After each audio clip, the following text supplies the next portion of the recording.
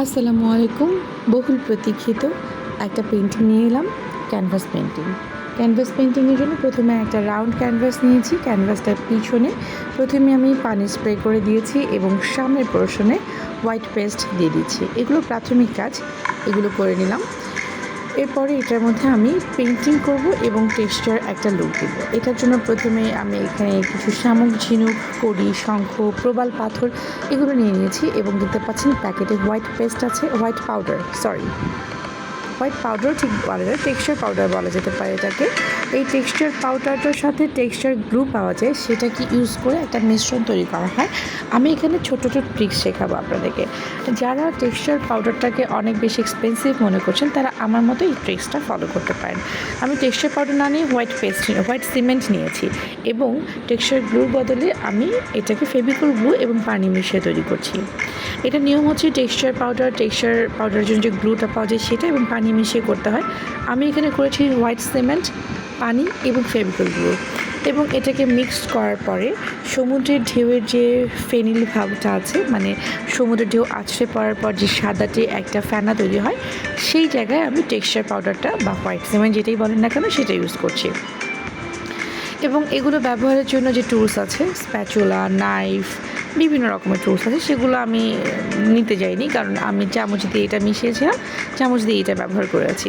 এবং ফ্যানার দেওয়ার পরে আমি সমুদ্র তটের যে বালু আছে এবং বালুর মধ্যে একটা আলাদা ঢেউ রেখা ভাব থাকে, সেটাকেও করে নিলাম। এবং অনেকে যখন পেস্টটা মেশান সেটাতেই কালার ইউজ করেন, আমি সেটা করতে যাইনি। আমি সিমেন্টটা শুকিয়ে যাওয়ার পরে সেটাতে রং করব।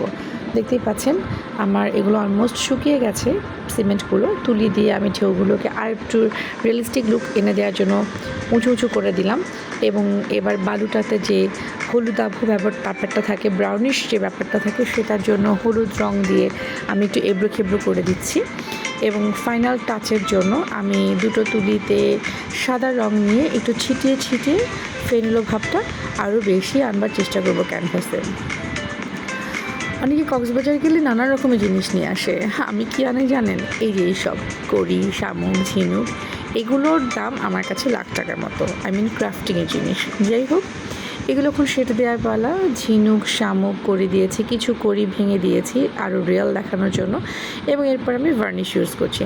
এই ভার্নিশটা আমি ইউজ করছি ক্যামেলের ভার্নিশ, তবে আপনারা চাইলে মনমার্টের ভার্নিশটা ইউজ করতে পারেন। মনমার্টের ভার্নিশটা কিন্তু খুবই ভালো। এছাড়া কালার করার পর একটা স্প্রে পাওয়া যায় যেটা না, সেটাও ব্যবহার করতে পারেন, সেটা খুব সুন্দর একটা লুক দেবে। এই ভার্নিশ ইউজ করার কারণ হচ্ছে যাতে রঙটা ফ্যাকাশে না হয়ে যায়, কোনো ছত্রাক না পড়ে এবং খুবই একটা গ্লসি লুক দেয়। এবং কখনও যদি দেয়ালে লেগে থাকলে ময়লা হয়ে যায়, আপনার টিস্যু দিয়ে বা হালকা ওয়েট টিস্যু দিয়ে মুছে ফেলতে পারবেন। এই যে টেক্সচার ক্যানভাসের ফাইনাল লুক। আমি মেঘের মধ্যেও কিছুটা টেক্সচার ইউজ করেছি। এটা সামনাসামনি দেখতে খুবই সুন্দর, যারা দেখেছে তারাই খুব পছন্দ করেছে।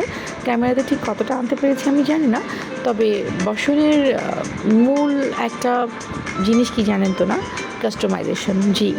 যে কোনো সাইজের ক্যানভাসে যে কোনো রকমের পেন্টিং করে দিতে পারি আমরা।